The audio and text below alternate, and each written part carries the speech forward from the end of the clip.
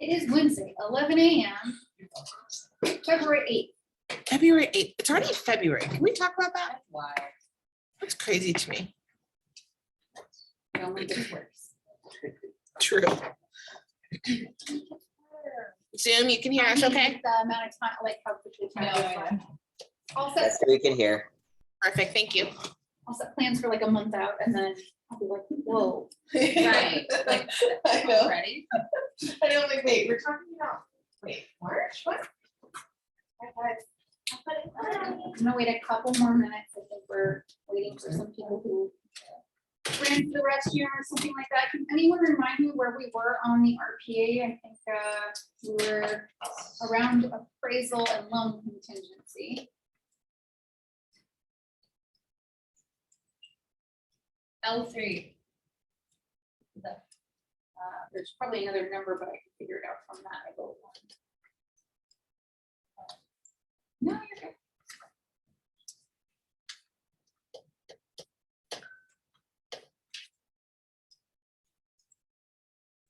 Yeah, great.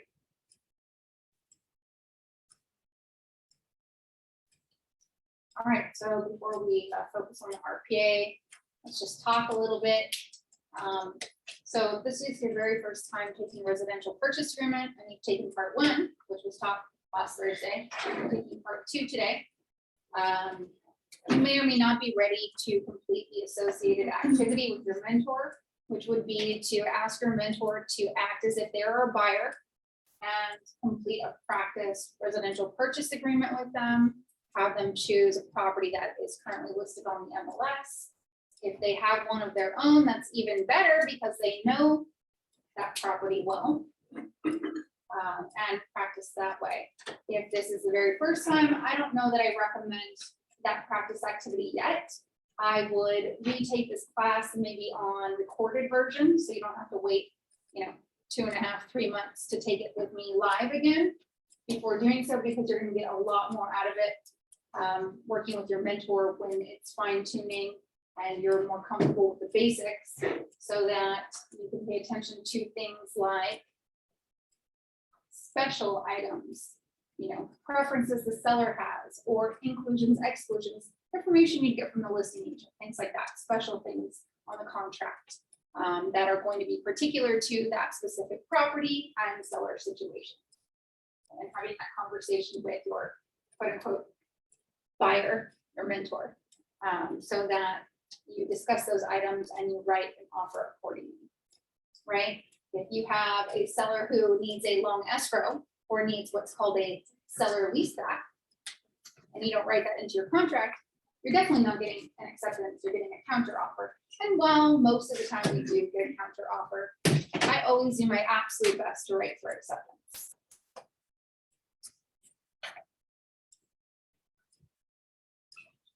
All right, I'm gonna go ahead and screen share the RPA now, unless anyone has any questions for me.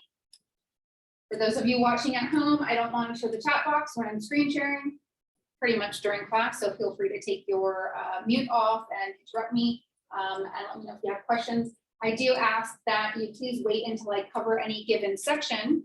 I may very well answer your question by the time I complete that section. All right, and if we have questions that are not related to what we are discussing, please hold them to see if I cover them later in class. And if they're to do with your own personal transaction and not our subject material, you can ask me after class. If I have time, I will answer. Otherwise, you can reach out to me via email and I'll schedule a time to speak with you. All right. Guys at home, yeah, talking to myself. Kind of sleepy today. I've been waking up at 5 a.m. because my puppy falling asleep with my makeup. I'm a little tired myself, so let's, eat off your energy. I need you. All right.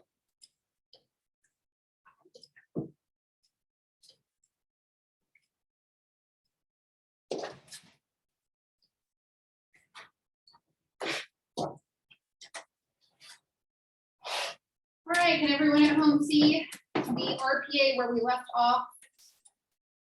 Here at investigation of property on page 2 of 16 of our residential purchase agreement.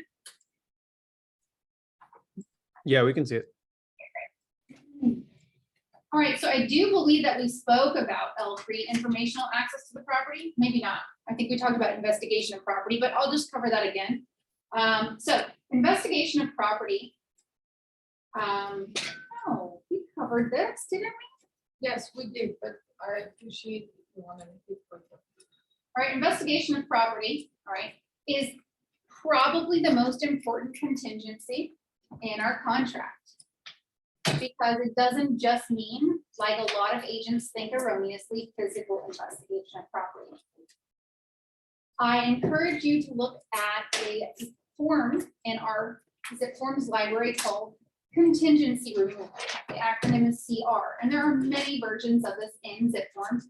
They're all blank and they're all exactly the same. It's because there can be many contingency removals because we have many contingencies in our contract that may be lifted at different times. There is no passive contingency removal in the state of California in a real estate transaction. Okay, so just because a contingency expires does not mean that that contingency protection is gone. Contingency protection does not go away until a buyer signs and issues and delivers a contingency removal form with the associated contingency marked on that form to the seller. All right, so investigation of property includes a lot of things. The ability to insure property, the physical investigation, review of reports, review of preliminary title report, review of a lot of things. And so some of these things that I've discussed, they all also have separate contingencies, deadlines for the seller to deliver to the buyer. But the buyer's investigation contingency is sort of like a hand.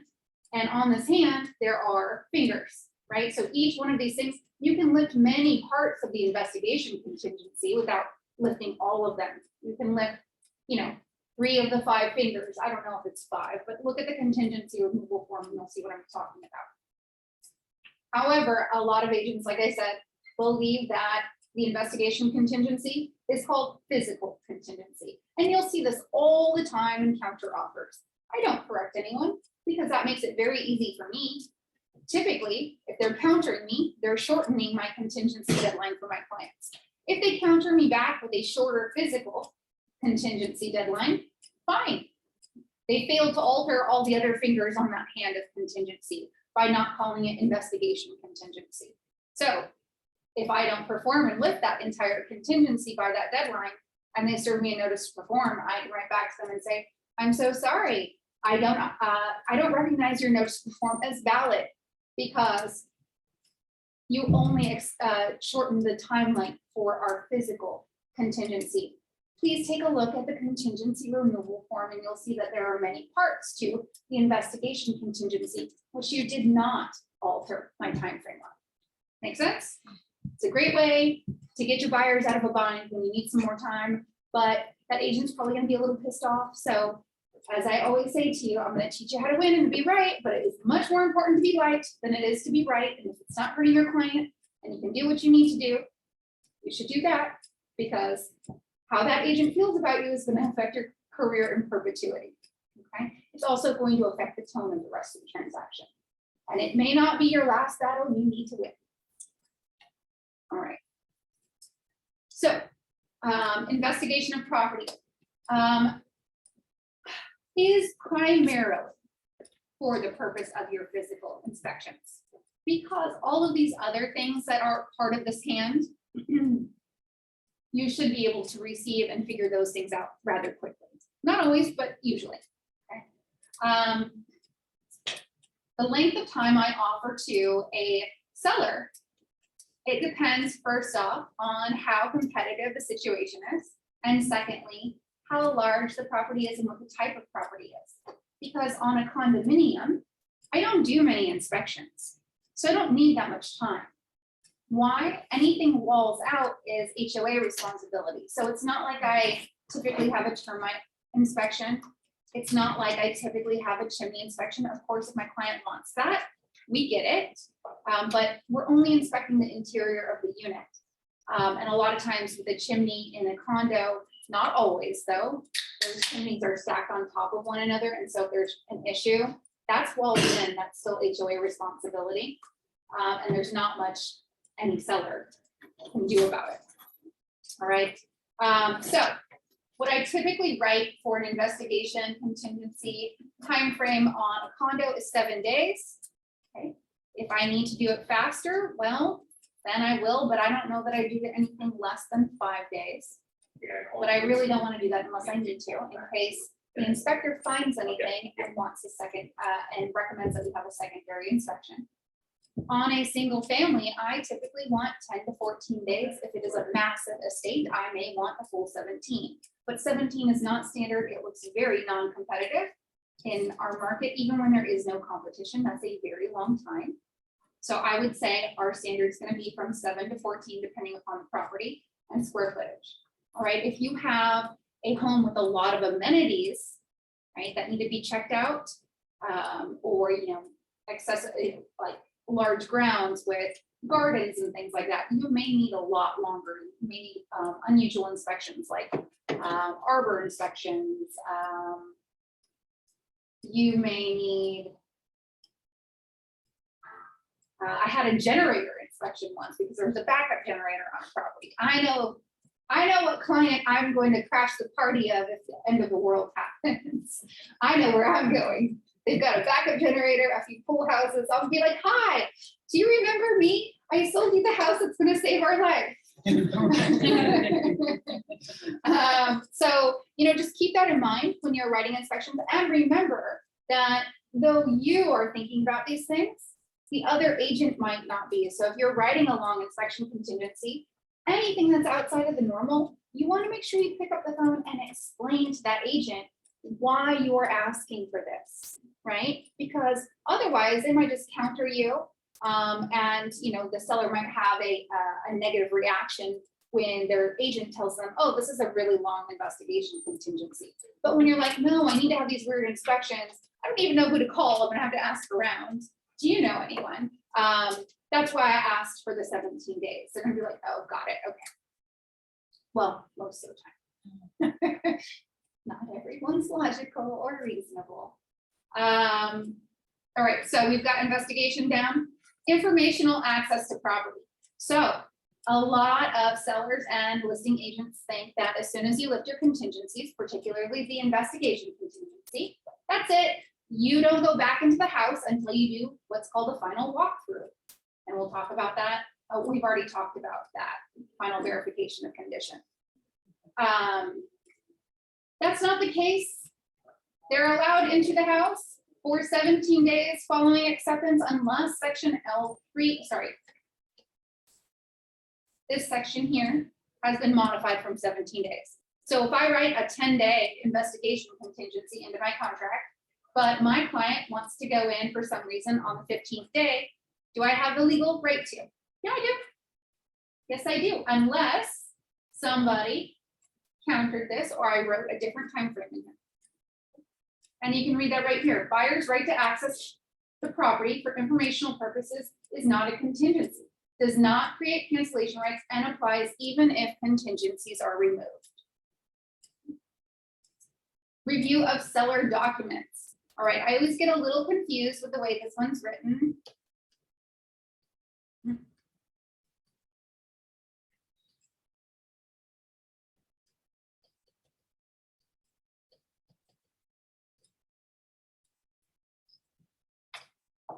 Second.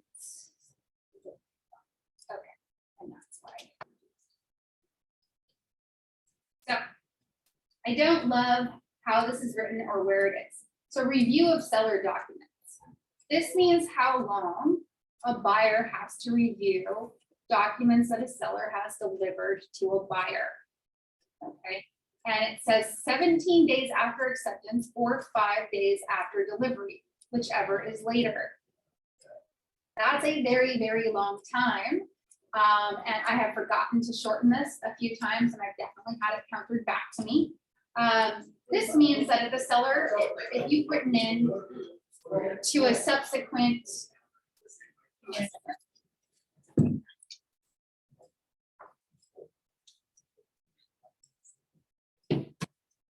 Shia, I can hear you all the way down here. Quiet.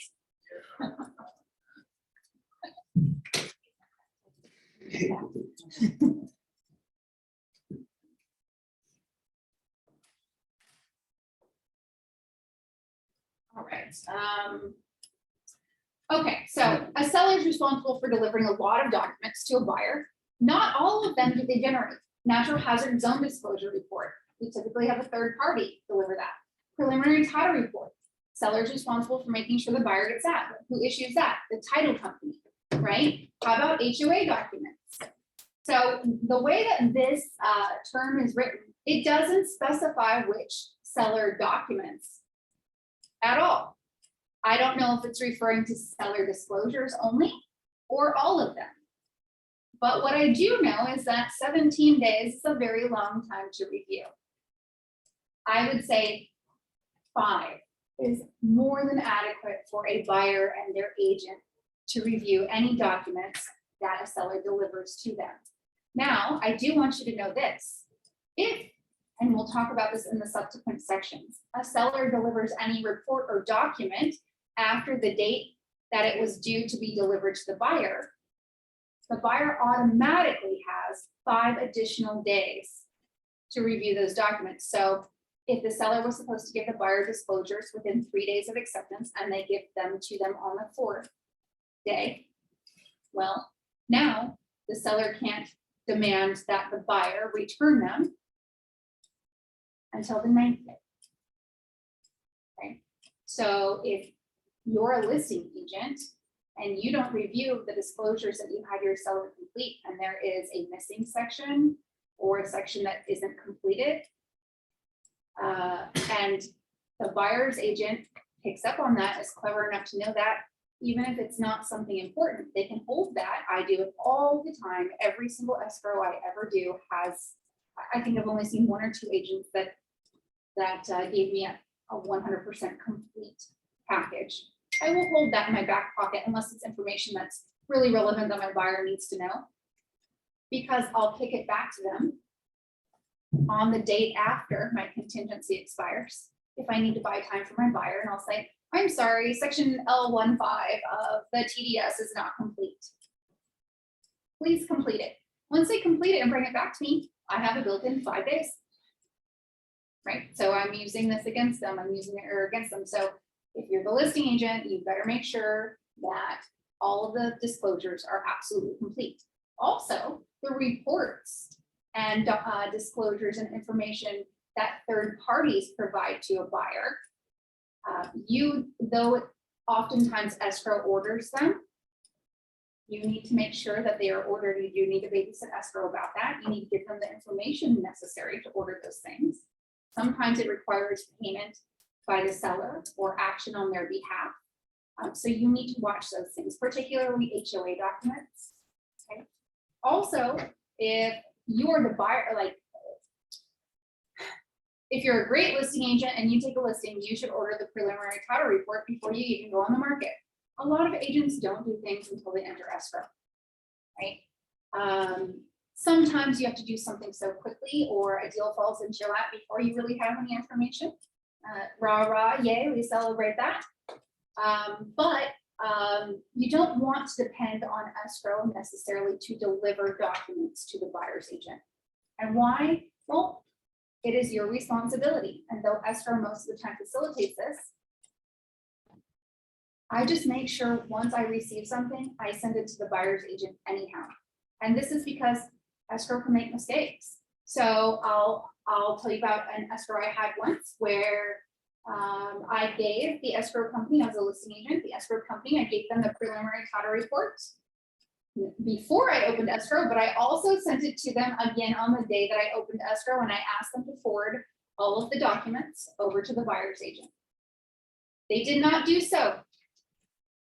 Escrow never gave the buyer or buyer's agent preliminary title report, and I needed to enforce a different contingency. I served them a notice to perform and they pulled my own trick on me. Sorry, we haven't received that. Of course, I checked with escrow and they're like, oops, so sorry. But my seller was pissed because we had a backup offer from another buyer at a much higher number. And these buyers were not easy. They would have loved to have kicked them out. Whose fault was that? 100% mine, and I've never made that mistake again. I'm not depending upon anyone else to make sure something gets to the other side when I can do it myself. All right. Sorry, I have a question. Hi. These documents that the buyer has to look at it, or just the buyer agent, who has to look at all the documents from the sellers?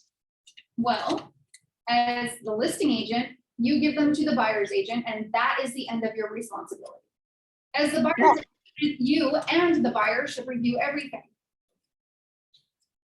Does that mean your buyer will read everything? Probably not, but it is your job to read everything. Okay, means the buyer agent and the buyer, means buyer has to look at it as well. Well, they can do whatever they want, but it's in their best interest to know the information they need to know about the property.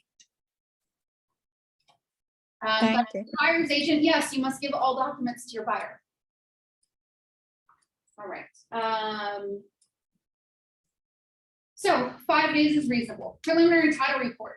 Again, 17 days is a way too long. It only takes a title company usually a couple of days to generate a preliminary title report, with a few rare exceptions. If the property has not been sold in a very long time, they might have to go into warehouses where they have carbon copies of the information that they need in order to complete the preliminary title report, and this can take a while.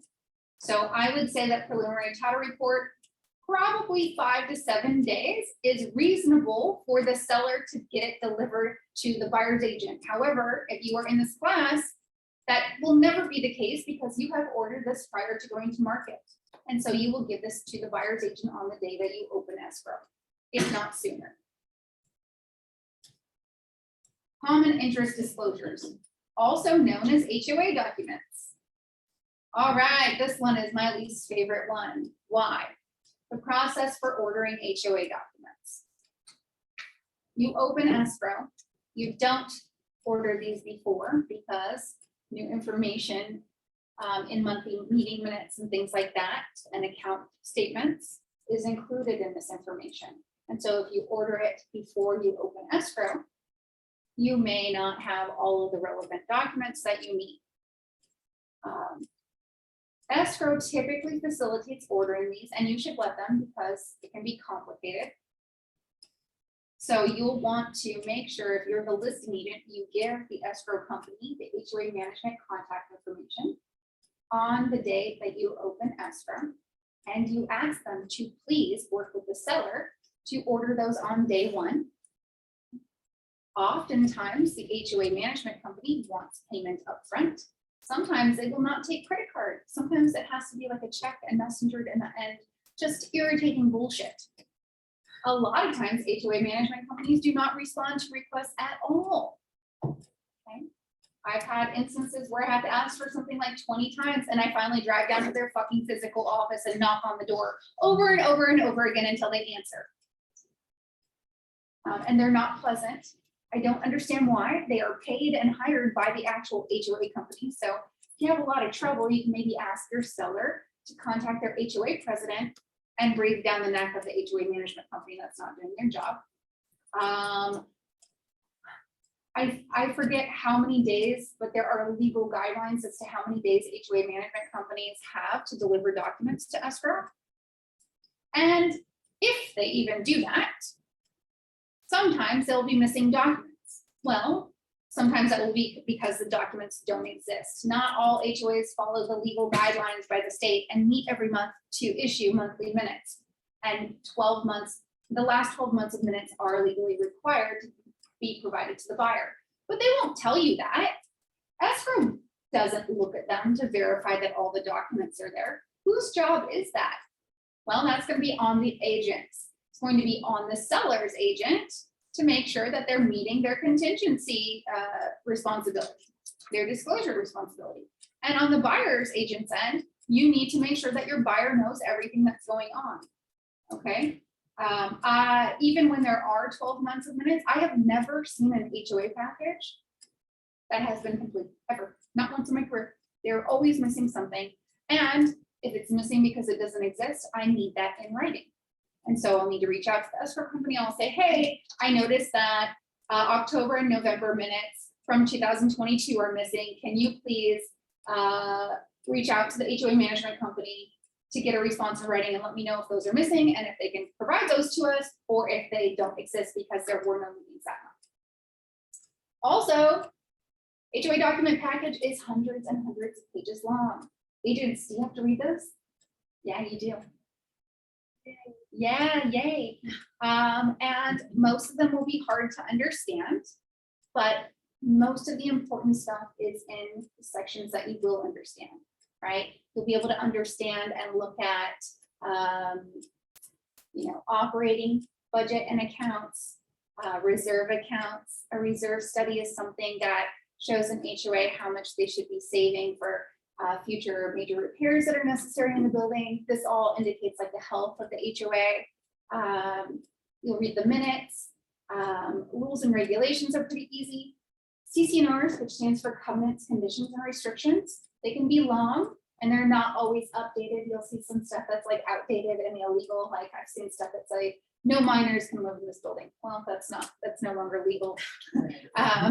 No one's enforcing that, but it's no longer illegal. So you'll want to like check, ask these questions of the HOA management company, but there may be things that are relevant to your buyer that they should know, like you must do this, or you can't do that until, a certain time frame. And these are things that you'll want to point out to your buyer, because let me tell you, if you have a buyer you sell a condo to, and laws just changed regarding HOAs being able to restrict rentals in a complex. This example, don't hold this true, but for an example, at least as of prior to January of 2022, there could have been some rental restriction that listing agent and seller either weren't aware of or failed to disclose. But let's say your buyer is under contract to buy, a condo, and 6 months after escrow closes, their work transfers them to another state, so they need to rent out their condo. Only they are not allowed to. How is your client going to feel about you? Because you know where that information was located? In those HOA docs. What I will tell you, and you should stay away from, bylaws. You're not going to understand them. It's all about how an HOA is governed, who has power, voting rights, things like that. I don't even try. Bylaws don't have any rules or regulations. It is simply about like the authority and structure and voting rights of an HOA. Okay, so common interest disclosures. Should a buyer have 17 days? Wait. Yeah, this is about the review. Should they have 17 days to review HOA docs? L6. Yeah, L6. No. No. What's reasonable? I would say 7 on this one because it's a big fat package of hundreds of pages. But don't worry, there's probably something missing. So if you want to wait a couple days and then tell them it's missing, you'll buy yourself how many more days, guys? 5. That's right. 6 days? 5. L7? For L7? L6. L6. I'd say 7. All right, review of leased or liened items. Most of the time, this is not going to apply. What this is referring to is if a homeowner has something permanently affixed to their property that they do not own, okay, they lease it. This would be most common with really high-end like water purification or softening systems, solar panels. Sometimes a company won't let a buyer assume the lease of these items. And so the seller must pay them off, which can kill a deal. So if you see any of these items and you're a buyer's agent, you want to ask the listing agent right away, does the seller own these or are they leased? If they're leased, do you have a copy of the lease? Is it transferable? Do you know the terms? Because really, your buyer should probably know this before you even write an offer. You don't want to make a deal for something that for terms you're not willing to assume. Okay, so there's only 2 ways out of two ways of dealing with a leased or liened item. Seller payoff, which might make the deal something the seller can't do. And who knows if their listing agent is decent enough to figure that out and ask them. Or it is transferable to the buyer. Fine. What does that mean for the buyer financially? let's make sure they are aware of that before we proceed with writing an offer.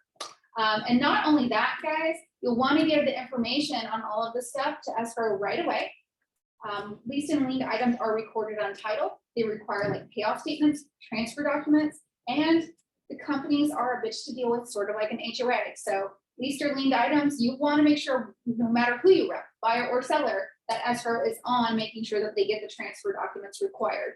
They will also be recorded just like a grant deed or a deed of trust from a buyer's loan at close. All right, moving on. Oh, to the right here, removal or waiver of contingency. If the buyer has chosen to write an offer without any with any of the contingencies waived, right? You would check this box for that form I've discussed with you, contingency removal. And you would indicate what contingency on that document, and it now becomes an attachment because it says CR attached to your contract, and it is literally part of the contract and should always accompany it when that contract is mailed anywhere. Anything you indicate in our contract as an attachment or part of it must always accompany it, or the contract that you're sending out is incomplete. And if you do things like that, it can cause problems with escrow and the lender. So make sure any attachment always goes with the contract. All right. Now, if you are in the position where you are writing an offer where you are doing so without one or more of the contingencies, it will attach this document to it and you'll send it out for signature to your buyer. When I deliver it to the listing agent, I take those pages out of order and I put my contingency removal right on top as a psychological trick to make my offer look better than other people's offers. Why? Well, even though it says in the contract, I don't want them to have to read everything to see and see that last. I want them to see that absolutely first. It's just like, you know, on the day I get my hair done, I'm definitely going out.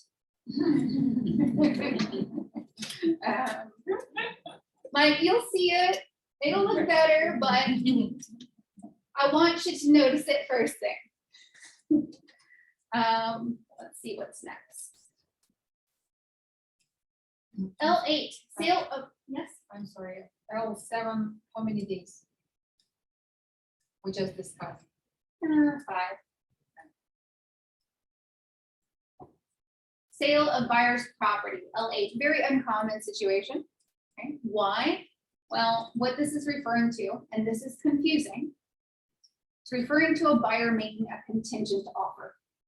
Why is it confusing? Because we have so many contingencies in every single transaction. Even if a buyer waives all of their contingencies, there are still contingencies like delivering deposit, like the seller giving disclosures to the buyer, that kind of thing, right?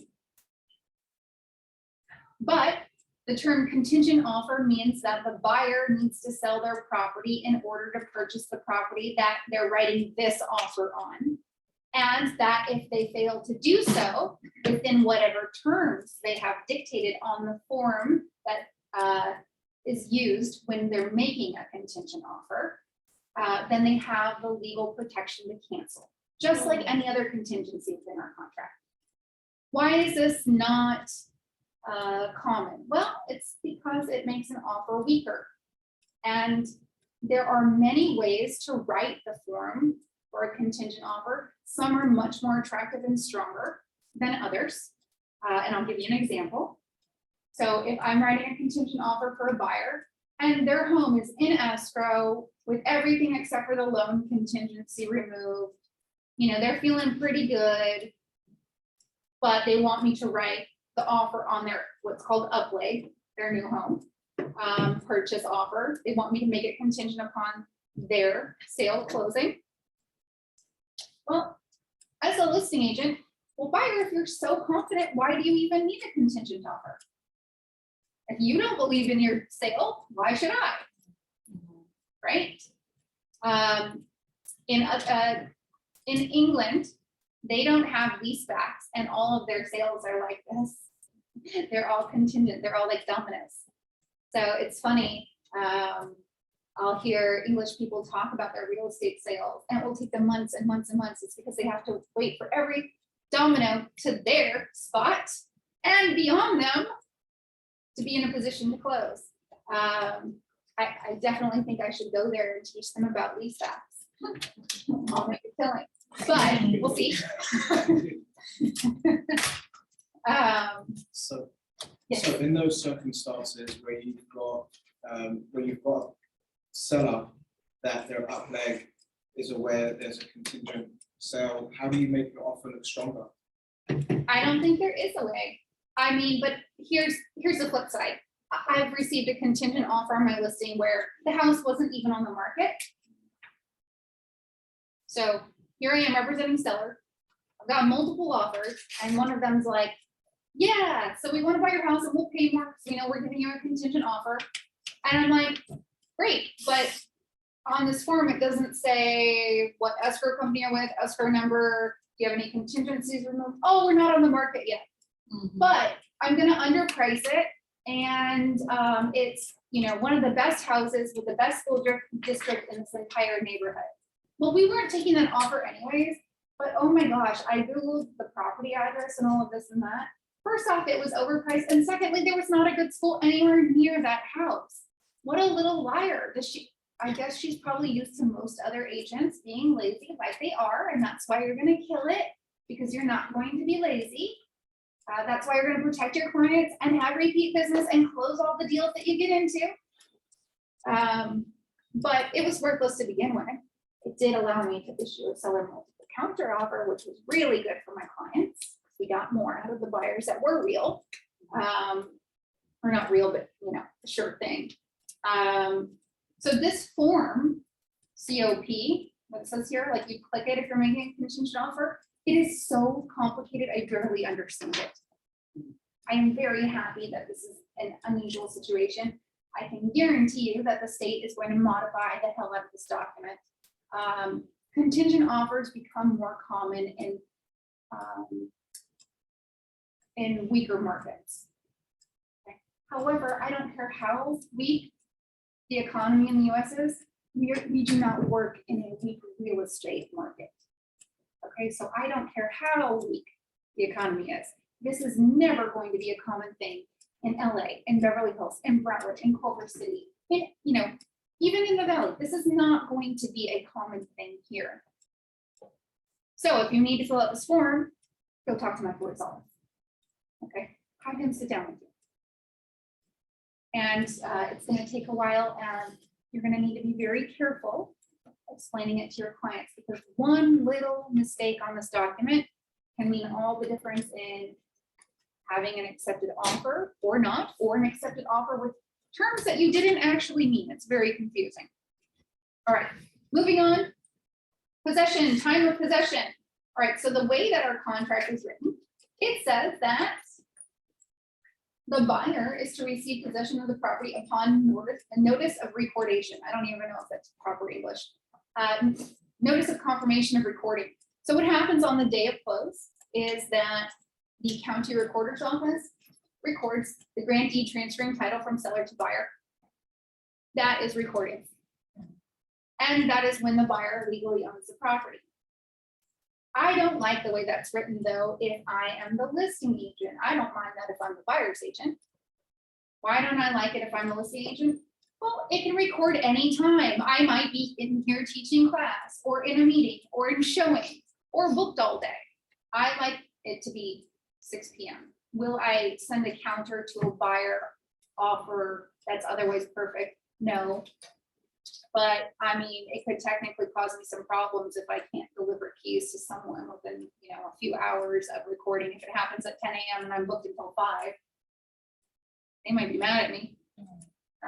So I just want you to understand like why it could be advantageous to counter and or change this term. Although, like I said, I'm not going to kill a deal or issue a counter offer over this if this is the only thing that I'm not loving.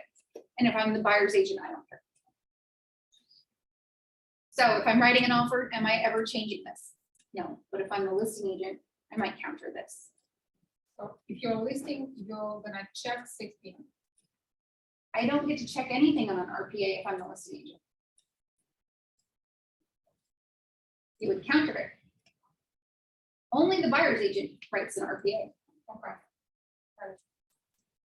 All right, seller occupied or vacant units. All right. So. The thing I was just talking about, that domino effect. That's all because they're all contingent offers. We're much smarter here. Sorry, Errol. We do something called the lease back. People call it rent back, lease back. It is not all the same. There are forms for it. There's also a delayed delivery and possession. So I'm going to talk about the three. So you have this section we just discussed and the section below. So if in the offer counter offer process, the seller needs a day or two, or maybe even 3 or 4 following the close of escrow recording to get out of the property, I might use car form TOPA and do what's called delayed delivery of possession. I'm only doing this if it's for a couple of days, and I'm only doing this if it's for no monetary consideration. The buyer's like, yeah, I don't care if they need 2 days. That's fine with me. I just want the house. Great. That is the route I'm going to take TOPA. However, most of the time that's not the case. What happens is the seller needs the money from their purchase in order to do whatever it is that they next plan on doing. Sometimes they don't even want to start looking until they have that money. That can be problematic because before we get into more specifics, doing a leaseback of longer than 45 days, in some cases 60, a buyer's lender is not okay with. So if you have a listing agent saying, my client needs a 2-month leaseback, who do you need to call before you do anything? The buyer's lender. Yeah. Need to find out if that's okay. And if not, you can write it for the max, and then, worst case scenario, it can be risky, gentleman's agreement, a side lease, and give your client your buyer a lease form and tell them to go get it signed by the former owner, now tenant, on their own. Stay out of it. Stay out of it. If it becomes problematic, there is no contract protecting anyone with any term specified. All right. Now that we know about why 45 or more days can be problematic, let's talk about what's standard. Standard is 1 to 45 days. I already told you if it's a couple of days, no big deal. I tend to go this TOPA route. But let's say it's 20 days. I get to use car form SIP. If it is 30 or more days, I have to use car form RLAS. Okay. The reason for these 2 forms is because of the time difference. In the state of California, once someone occupies a property for 30 days or more, they have legally created a tenancy, which would require eviction if they will not willingly leave. So if my seller or if anyone needs any kind of lease back in a transaction, they're like, we need a 30-day lease back. I said to the other agent, 29. Why? I don't know if this would actually go through, but technically on the 29th day, the buyer, now new owner, can go in there, forcibly remove, like change the locks, do whatever they want, call police for trespassing because they are not a tenant and they are trespassing at that point. So I like to see a lease back of 28 to 29 days maximum. If that's just not going to be the case, and a lot of times it's not, they just need that much more time, I have to use car form RLAS, which is like a full-on lease agreement. All of these forms talk about if there's going to be a security deposit, who pays utilities and maintenance during this time, all of this. They're pretty straightforward, but you should familiarize yourself with them because these are very common situations. Very, very common. So take a look at SIP, take a look at RLAS, and make sure your sellers know, or make sure your buyers know. Buyer, I've never had it. I've never had this happen. But if we give the seller a lease back of 30 or more days and they choose not to leave, you would have to actually go through the eviction process. And it's months. Not necessarily. Can we secure some amount of money? to Yeah, make I told you sure- there's security deposit. All of that is on SIP and RLAS. I'm not going to go into it. Read those forms. That will answer all of your questions. They are very well done. Okay, occupied units by tenants or anyone other than the seller. All right, so it should be contractually identified as to what's going to happen with the tenant in escrow. Are they to remain in the property, or are they to vacate the property prior to close? Well, that's between the seller and the tenant. It's a contingency, right? You can have a single family home that a tenant is in. If they have an active lease with the seller and they don't want to leave, they don't have to, right? So as the buyer, it's very, very important that you specify that the property is to be vacant within a certain time frame prior to close of escrow. I like to say 10 days. Why? Well, some tenants can leave property in a bad way. Gives the seller time to fix it, right? So that you can close escrow in time. Also, buyer, why do you want to sign loan documents and go through all this hassle just to find out at the last minute that it's not going to happen, right? In any case, there is a whole form associated with this, including things like on the form that says, like a lease agreement is to, copy of the valid lease agreement is to be provided to the buyer, this, that, and the other. So CAR form TOPA, which also works for what? Delayed delivery and possession. Maybe you might have changed that. You know what? I'm going to retract that. When I said a couple days, you can use CAR form TOPA. I haven't looked at it in a while. I haven't used it in a while. I don't know. But if that is not the case, come and see me or someone like Mike Rosales, and I'll help you draft verbiage in a free form section under other terms in the contract, identifying a delayed delivery and possession. All right. Seller delivery of documents. These are the seller disclosures. I like this time frame if I'm the buyer to be very short. I like it to be 3 days. Why? I want to make sure that myself and the buyers have time to look at them, hopefully before my inspections, which I need to have happen very quickly, take place. That way, if there's anything that concerns us or that was disclosed, we can say, hey, inspector, can you take a close look at, this area of the roof in the master bedroom because the seller has disclosed that there were previous leaks and it's been repaired. I'd like to, check that out, check it for elevated moisture. They'll do all of that for you, right? It's just that extra fail safe. I like 3 days. Sometimes, a lot of times I'll ask the listing agent before I write an offer, do you have the seller disclosure package completed? If they say yes, I'll write 1 day in. And, if they get upset or counter me on this time frame, I will explain to them why. Oh, I just like to have them and review them before we have the inspections so that I don't have to ask for any extensions in the inspection period. I can set up everything I need to so that we can perform as fast as possible for you. Sign and return escrow holder provisions and instructions. No one ever does anything with this. It's in here because people don't know what escrow does. And if you've taken my class on escrow, title, mortgage broker, who does what, how they work with us, you would know. But if you haven't, they do a shit ton of work.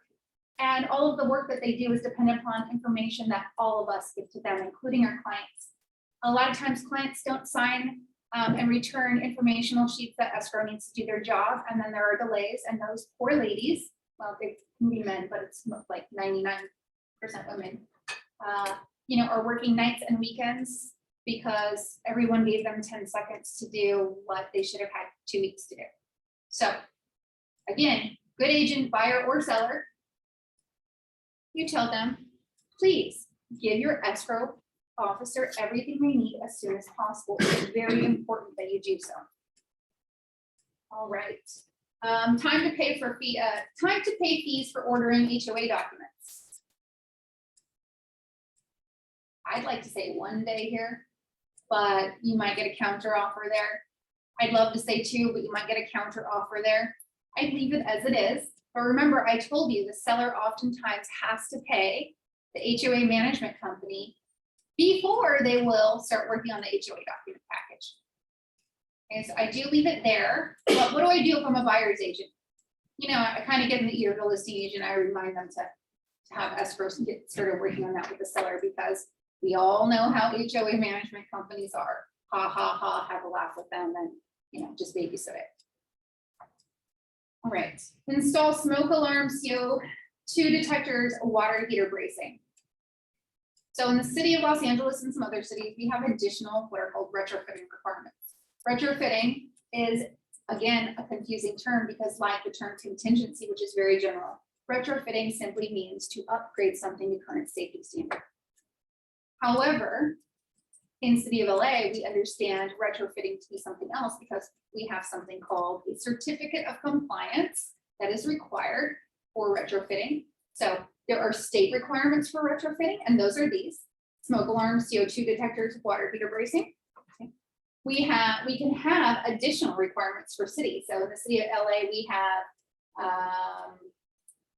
automatic safety gas shutoff valves on gas lines.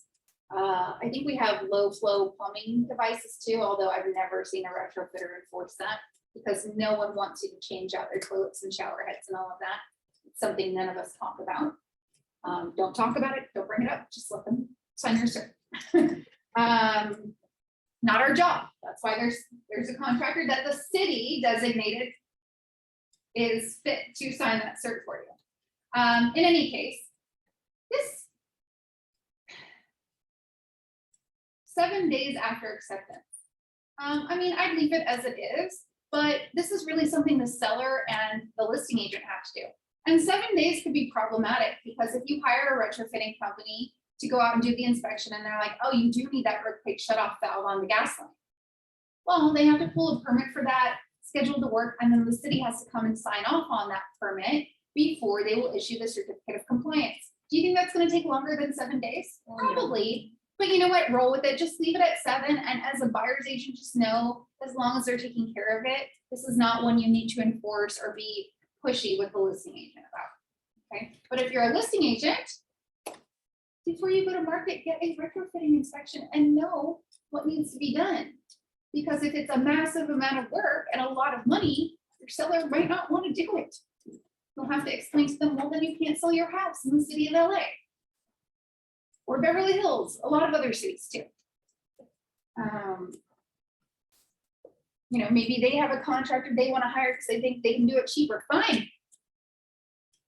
We still have to have this company come back out that's designated by the city and re-inspect to see if it passes or not. All right, evidence of representative authority. So if the seller, this is a buyer writing an RPA, right? So I'm buyer's agent right now. If I'm writing a residential purchase agreement to an LLC, a corporation, trust, that's an entity owner, right? Well, I'm saying automatically to the listing agent, and this is why it's boilerplate in our contract, a listing agent, seller, I need to see that the person signing these documents actually has authority to sign and act on behalf of the entity that owns the property. And what they should be delivering to you in a disclosure package is called an RCSD-S. RCSD-S. So if you're writing an offer to a trust, an LLC, a corporation, anything that's not a natural person's name, what will you need to make sure that the listing agent gets to you within 3 days of acceptance of the offer or counteroffer? RCSD-S. What's that? No, I was trying to remember. Representative capacity signature disclosure statement, and the -S stands for seller because we can have entities that are buyers as well, right?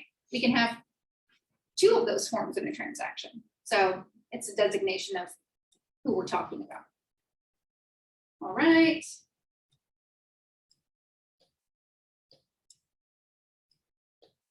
Items included and excluded.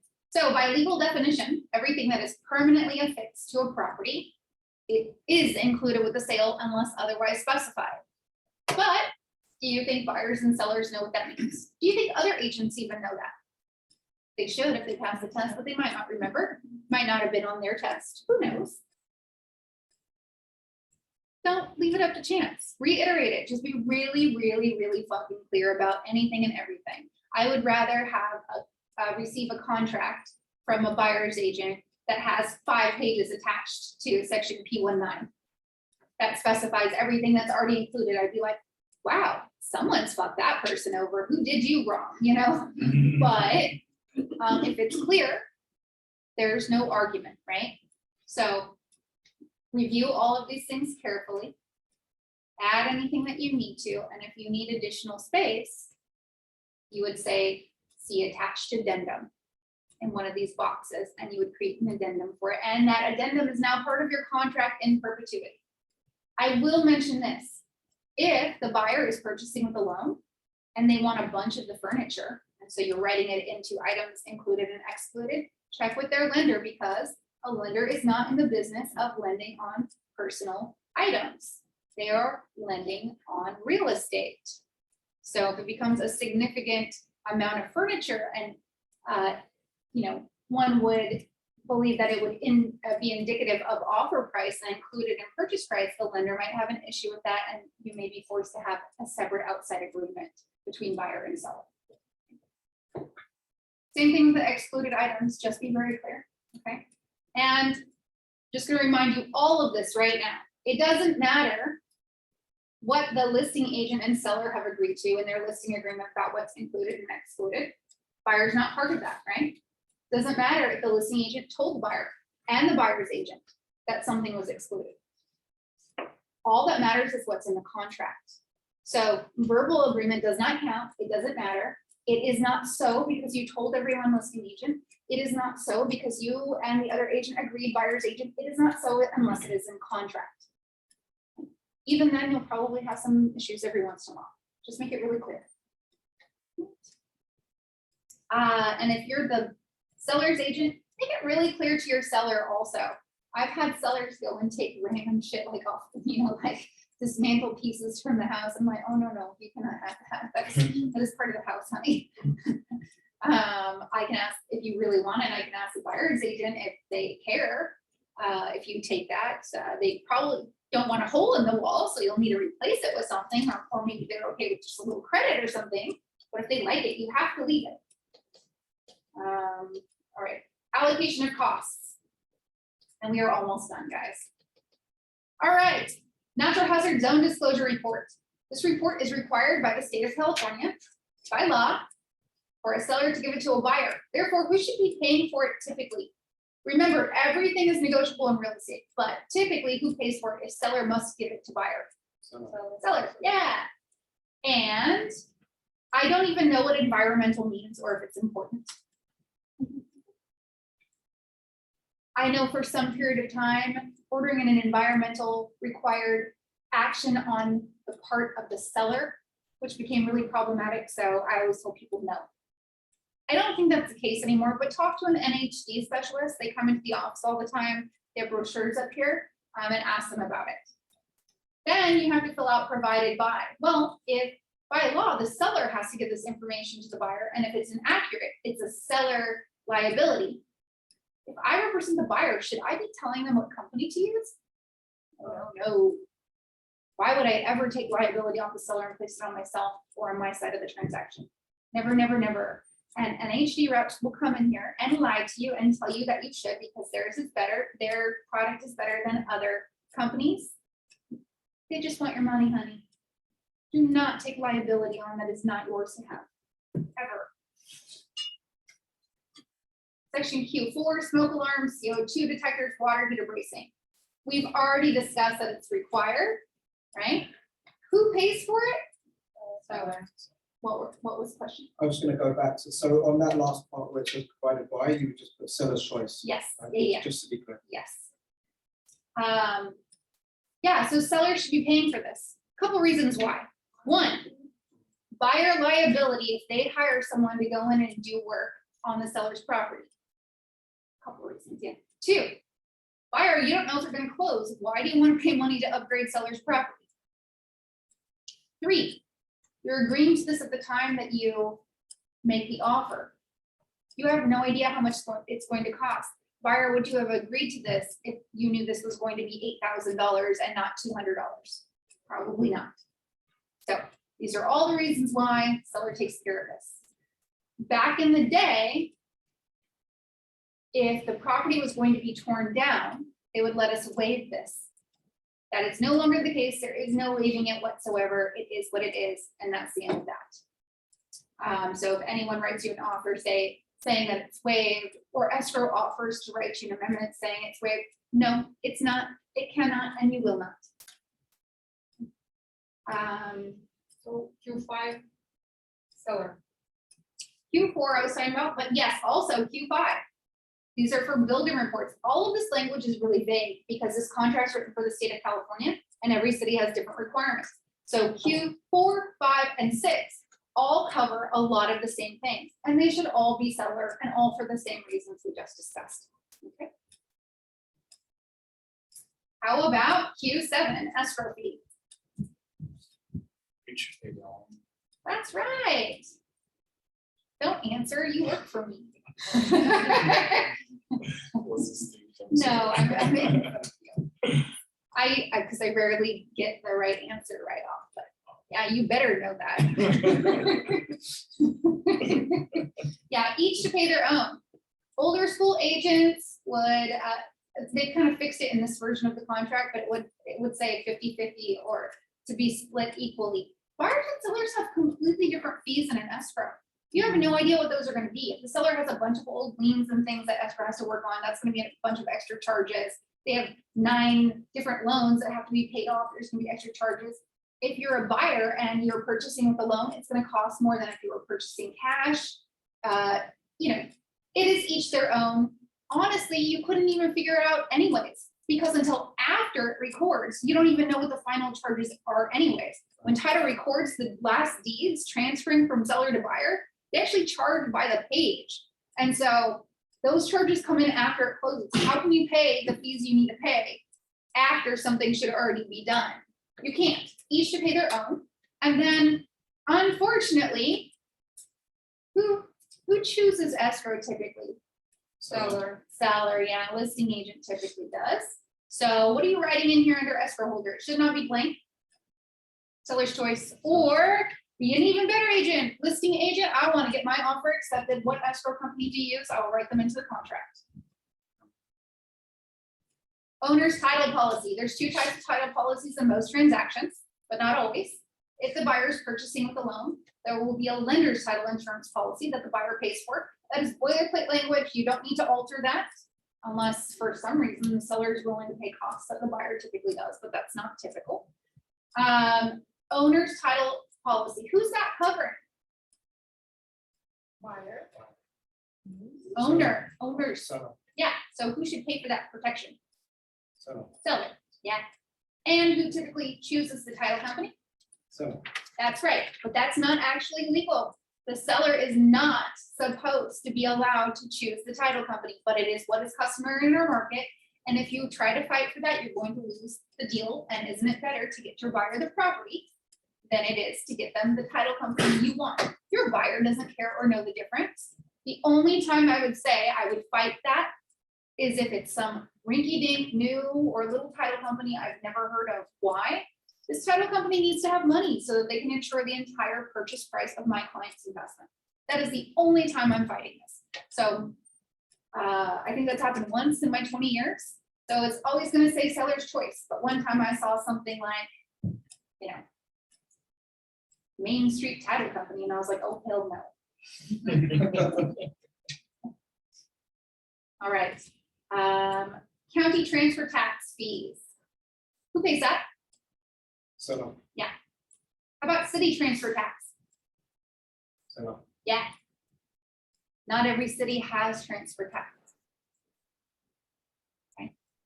City of LA has a high transfer tax. City of Beverly Hills has 0 city transfer tax. And now that we have this lovely measure ULA, I bet you we're gonna have some interesting language about taxes in our contract, because I imagine that buyers will want sellers to pay for it. And I imagine sellers will want buyers to pay for it. And guess what?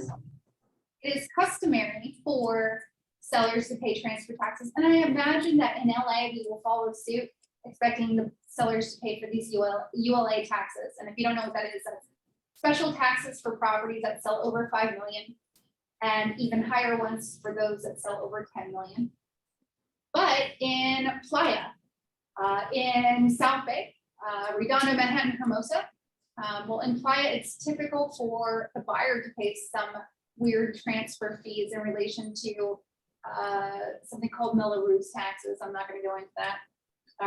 In South Bay, from whence I hail, it is typical for buyer and seller to split city transfer. So if I'm an LA agent, what do I write every single time? I always write that the seller pays for it, even if I'm writing in Redondo Beach, because the listing agent might not pitch it. Great for my clients. And if they do, oops, I'm so sorry, I forgot. It's been forever since I've lived there and worked there. No problem.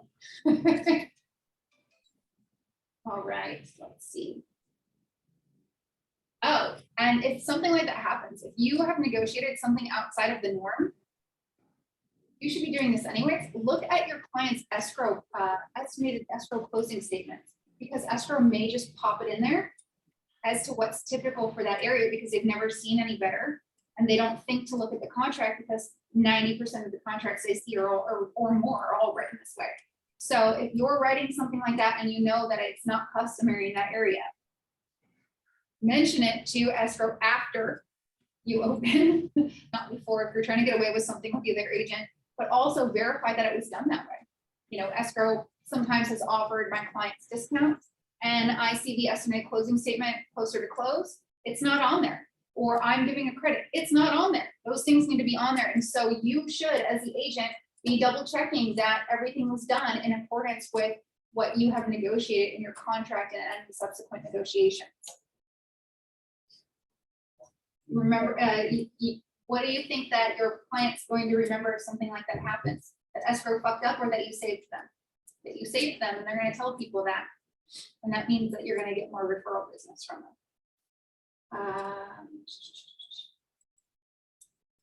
Let's see.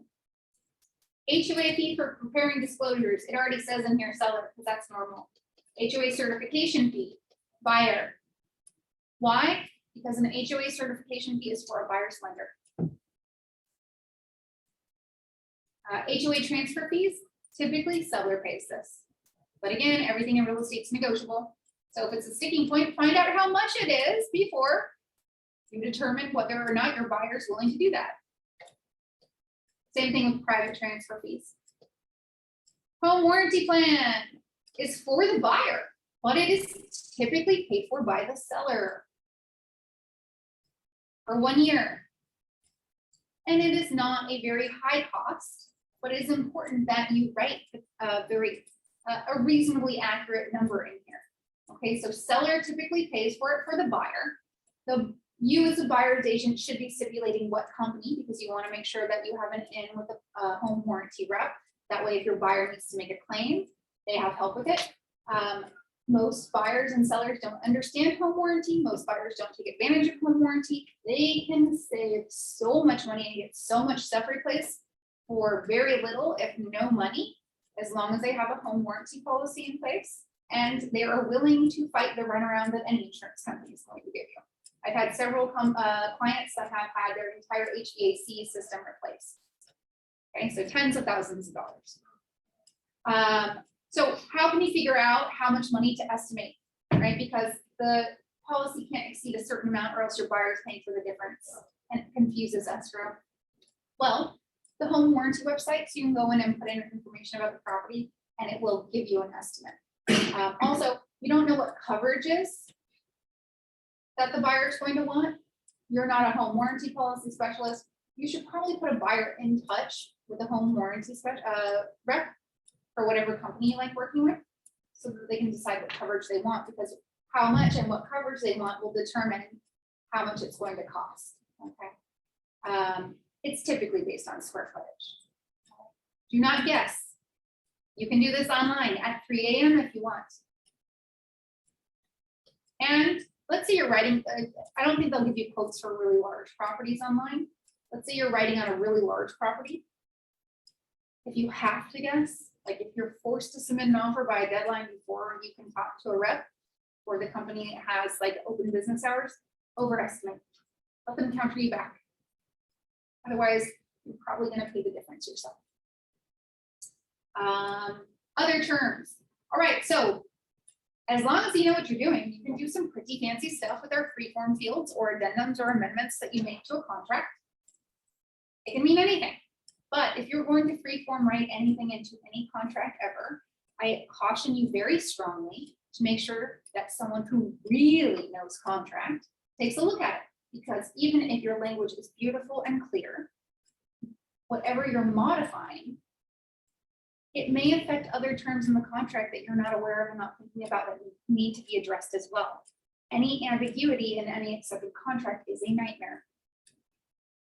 I don't even know where the liability falls. I don't want to know. Keep ambiguity out of your contract by making sure that anything you add, modify, or concoct is rock solid.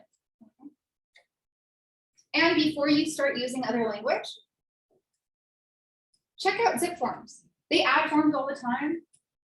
I'm surprised. There's almost always a form for that. Almost always, even though I've never heard of it. And even if I don't like that form, I can steal a lot of the language from it. It will help me to better address what I need to the proper way, if that makes any sense. Don't recreate the wheel. Try to use the same language as whatever it is you're modifying. It will be named somewhere. It's just, is there a document for that? All right. If you've attached anything to the property, if you've selected things in previous sections where it attached any of these items, it will already be checked. But if you're attaching anything, you would check these boxes. Same thing for other addenda.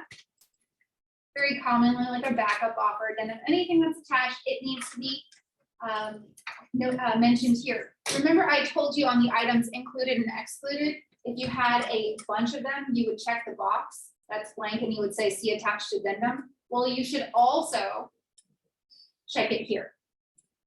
Okay. You didn't mean to write in the items included and excluded see attached addendum, but what are we trying to do? We're trying to make it easy to read and idiot proof. There is no margin of error for someone to misinterpret, misunderstand, or miss our addendum because we put it there in the section it relates to, but we've also put it here, which makes it legally part of the contract. We've delivered it that way. And so if the listing agent fails to see that and discuss it with the seller and they accept your offer, that is not your fault anymore. That is all on them, not our problem. Okay, buyer and seller advisories, these are going to be checked automatically, except for maybe trust advisory. Trust advisory you need when the seller, whoever owns the property, holds it in the title of the trust. And so if you're writing an offer to a trust, you're going to check trust advisory, and that's going to be attached. Do not go around just checking these things. I don't know who started it, but it is definitely strong in the KW world to attach the statewide buyer and seller advisory. It's like 14 or 16 pages of fucking nonsense about anything and everything on earth that could ever go wrong. And if you have an engineer client, like a lot of mine, or attorneys, they're gonna be like, yeah, I need a methane inspection. I need a radon inspection. I'll be like, fuck my life.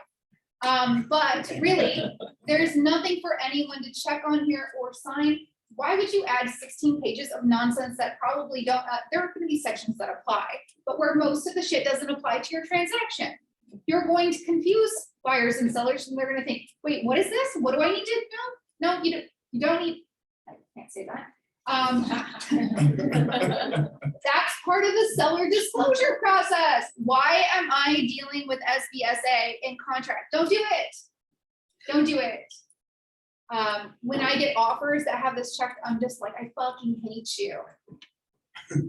Yeah. So if I have a listing and you write an offer and you have an SBSA attached, I hate you. Let's move on. Additional terms affecting purchase price. All right. So section 5 on. There is absolutely nothing for you to complete until you get to the very end of the contract. However, all of these sections support and provide information, like let's see, section 5C has to do with loans. So if we go back to the section of the contract, that was talking about our loans. I think it's bottom of page 2.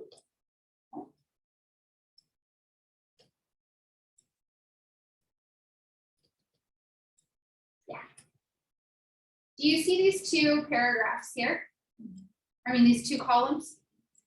E1 is a section of the contract.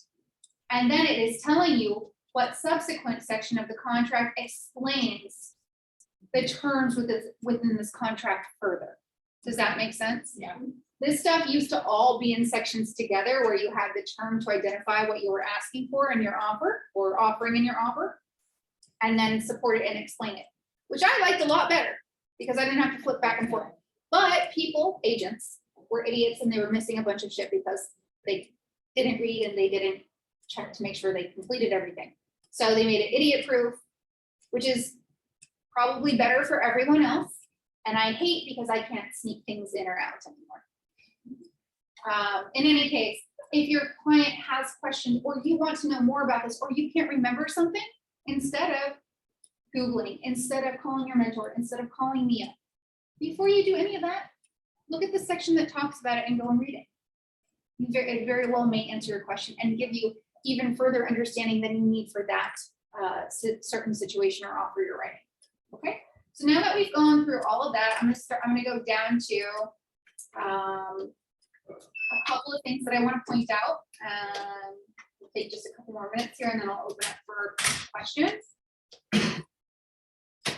All right, this is page 14 of our residential purchase agreement. Section 29, liquidated damages, is optional for buyer and seller to agree to. If you use the DocuSign signature plugin with zip forms so that it gets automatically tagged for your client's signatures, it is going to mark these as optional. And even if your clients wanted to sign it, I don't know how it presents itself to them in DocuSign, but no one ever completes it when it's optional. So when I send these out on DocuSign with a plugin with zip forms where it tags it up automatically for me, I have to go into it and I edit it and I change these to required initial fields. Okay, same thing with the section down below for arbitration. Now, on page 15, if you have an entity buyer, you'll check this box and it's going to give you, remember that RCSD form that we talked about that a buyer or seller can have if they're in an entity. It also asks you to put the legal name of the authorized signer. So if you're writing an offer in the name of an entity like the Christen Tull Trust, you don't have Christen Tull Trust's signature on that document. It's whoever the trustee is. So that could be me, but I could have died and my successor trustee could now be the acting trustee, right? So you need to know who is the legally authorized signer and you need to put their name here. Okay, do not make an assumption. Sometimes you need more than one person. Sometimes you have several trustees in the trust, but only one of the 3 are required to make a real estate purchase or sale. Sometimes 2, 3, sometimes all 3. It all depends on what's in the trust. So if you're dealing with a trust, whether you represent buyer or seller, ask for a copy of the trust, give it to your title rep and ask them, who do I need to have sign? If you see anything more than one name. Okay. You should just give it to them anyways, they're gonna need it. Yeah, you might miss something too. Just give it to them and ask them. Let's see. Buyer signature date. Fun. If there are more than 2 buyers, we check this box and it's going to give you an additional signature addendum, okay, for whoever else is signed. I try to avoid this if at all possible. If I have 3 buyers, I'll actually like list one of the buyers with their name / and the second buyer. And I'll just put their signatures on the same line. Of course, I can't use DocuSign plugin for this. I can, but I have to add one of the buyers after the fact, but that's more time saving to me than this other way. Also, I don't love Form ASA, additional signature addendum. I want every single one of my buyers to sign every single space because I want them to look at everything, right? I have much reduced liability if I don't have a buyer who's like, well, I never saw that, all I saw was ASA. That could happen, right? You could unwittingly be assisting two other buyers out of kind of, you know, defrauding this third buyer or fourth buyer or whatever.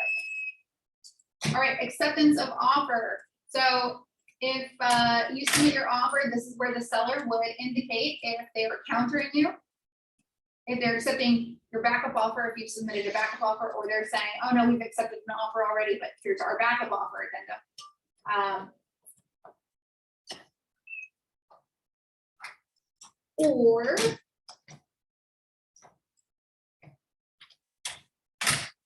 they are simply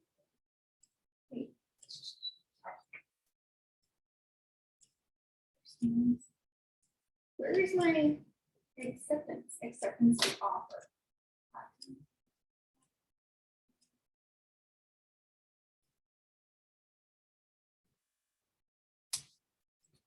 Okay. So no matter what, unless the seller is choosing not to respond to an offer, they have to sign this page. They have to sign the whole contract. It's just that if they're not accepting it and instead they're countering it, you're gonna check, the seller's agent is going to check this box. Okay, very important. This box is very important for a listing agent. Very important. Why? Because no matter what, the seller should be signing any offer they're responding to, whether it's an acceptance, which you don't check any of these boxes, they just sign and date, or countering, in which instance you listing agent check this box and still have the seller sign and date the entire contract.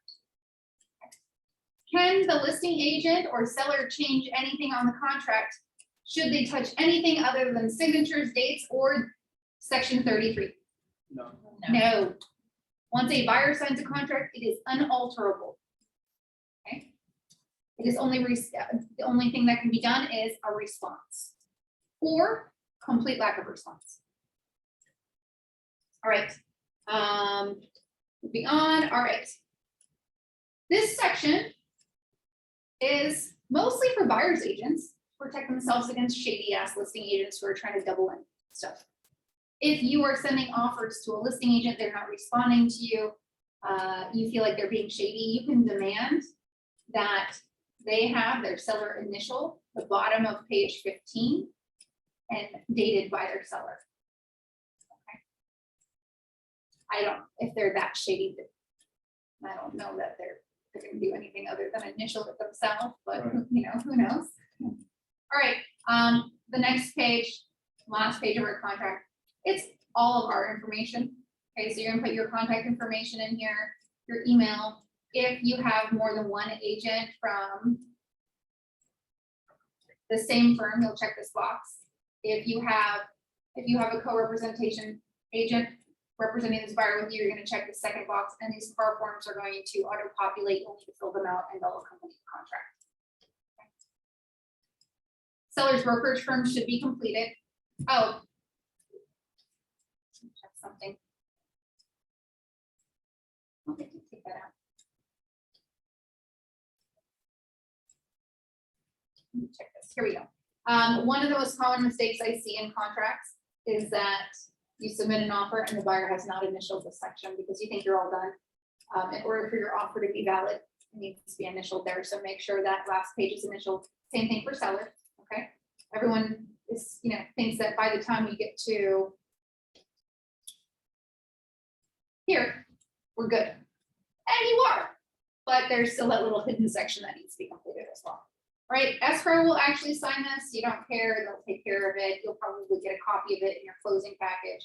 I don't even know if the office asks for it anymore, but if you need this, it'll come in your closing package. And if it doesn't, just tell the escrow officer to complete it for you.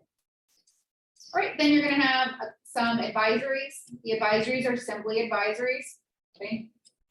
Nothing you need to complete, buyer just signs, basically telling them to do their inspections. And then their appraisal act addendum is now always part of our contract. Basically, it goes over more federal fair housing law discrimination stuff. So buyer just signs that, and that is it, guys. Oh, Consumer Privacy Act notice. You know, when my adopted dad, he's an agent. Not a good one. Don't ever tell him I said that. He would die after he murdered me. And I think he would cry before that. In any case, he's like, disclosures, I don't do any of that. I'm pretty sure he does, or else he would have been in court a lot of times. And at some point, I probably would have had to take his life over. But it was, our contracts were one page. So all the time stuff gets added onto, and it is your responsibility to keep yourself educated and know what these mean. A lot of times they mean nothing, and they're just reiterations of rules that we already have in place. But as there are more and more lawsuits, the state issues more and more documentation, trying to avoid that situation. But if your client asks you about it, you better know what it means. That is really the only purpose. So just keep on top of it. Again, never assume you know what's in the contract. Never assume it has not been changed. Never assume you know the right section number. Never assume you know the right document. Because you see me, I'm like, oh, let me check this, let me check that. They change things all the time. There used to only be an addendum when I first started working. Now there's an amendment of existing terms, an addendum, a backup offer addendum, a modification of terms. There's a lot of different things that basically do the same thing, but they do have differences, and it makes sense to me why. But just, I need you to never assume, look at everything. Even when you use a DocuSign plugin through zip forms, I want you to assume every single time that it's not correct and look at every single page, all right?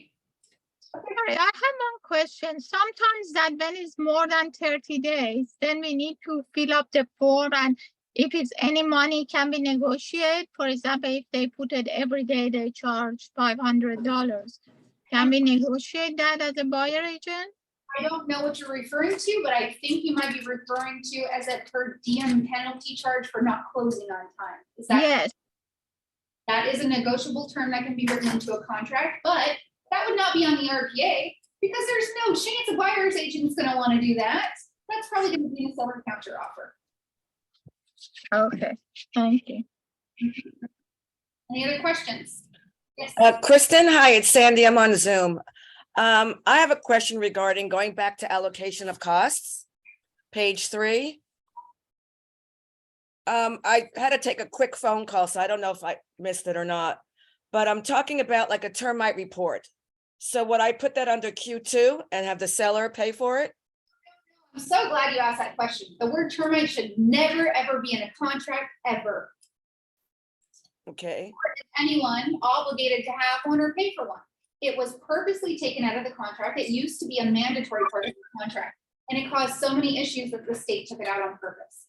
If there's to be a termite inspection, the buyer should be doing one with their other inspections during escrow, and that negotiation should be private between buyer and seller because it can cause massive loan issues if the lender ever finds out about any kind of termite issue, even if it's going to be handled and everyone else is happy. Like, let's say the buyer is going to take a credit so the seller doesn't have to move out for 3 days for fumigation. The lender could say, no, we're going to require that it's done prior to formal loan approval. And that might cause problems for both buyer and seller. So no termite ever. Although I can see why you or a client may believe so, especially if they haven't been involved in the sale in quite some time, and that is because it used to be mandatory and part of our contract. So it's required for VA borrowers, but it doesn't have to be, it shouldn't be in the contract. Yes, it should still not be in the if they're contract. getting a loan. And not only that, a termite inspection is anywhere from $100 to $200. I want my buyer to have their own independent inspectors that I trust. I would much rather have them pay $100 or $200 and have accurate information than have a seller pay for a report that might not be accurate, right? so let's say that section 1 ends up being $10,000 during the inspection. Negotiable. It's part of the inspection negotiation contingency, which is covered under my inspections and negotiations class, which will be very shortly. Okay, thank you. Welcome. Any other questions? I saw your hand. I was just wanting to ask Kristen, is there some place I could get the actual contract, look at it, like hold it, look at it instead of online? Zip forms, print it. Oh, print it. Mhm. Any other questions, guys? Alright. I will see you guys tomorrow at 12:30. I'm getting really fucking tired already, but I love you. Okay, bye guys. Thanks, Kristen. Thank you.